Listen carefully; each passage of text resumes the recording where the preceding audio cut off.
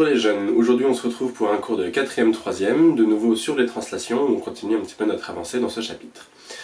Alors, aujourd'hui, rien de très nouveau, mais vous allez voir une petite nuance quand même par rapport à ce qu'on a déjà fait.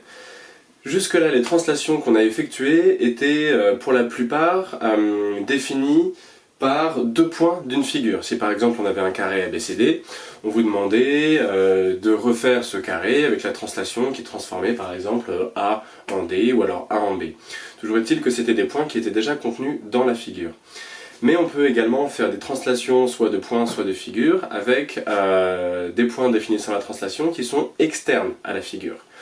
Pour que vous puissiez bien comprendre, j'ai fait du coup une petite activité sur GeoGebra dans laquelle voilà, j'ai un carré, j'ai une figure ABCD, on ne sait pas exactement si c'est un carré même si ça y ressemble, et on va voir qu'on peut effectuer la translation de cette figure ABCD par la translation qui transforme E en F.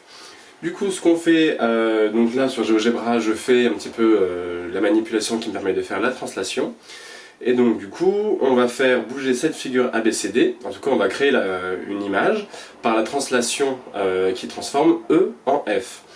Donc ce qu'on voit, c'est que justement si jamais j'éloigne un petit peu mon point F de la figure, du point E, la figure obtenue par translation, elle va bouger également, elle va se déplacer exactement de la manière similaire à ce qu'on a déjà vu juste avant.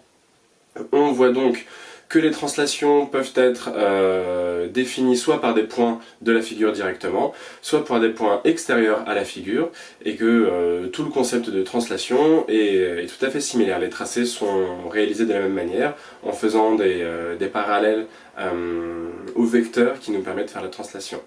Voilà, je vous mets une petite fiche d'activité sur le Padlet pour que vous puissiez faire des translations. Vous verrez cette fois-ci c'est des translations avec un cercle, donc pensez à vous munir de votre compas. Le mieux étant d'imprimer la fiche directement. Si jamais vous ne pouvez pas faire ça chez vous, essayez de trouver quelqu'un autour de vous qui peut avoir une imprimante, ou alors essayez de voir au collège, normalement ils doivent pouvoir imprimer des choses pour vous. Parce que les points sont placés d'une certaine manière que si vous reproduisez pas exactement avec les bonnes distances entre les points, le résultat ne sera pas ce qui est attendu. Voilà, je vous souhaite bon courage et une bonne journée les jeunes, à plus tard. Au revoir.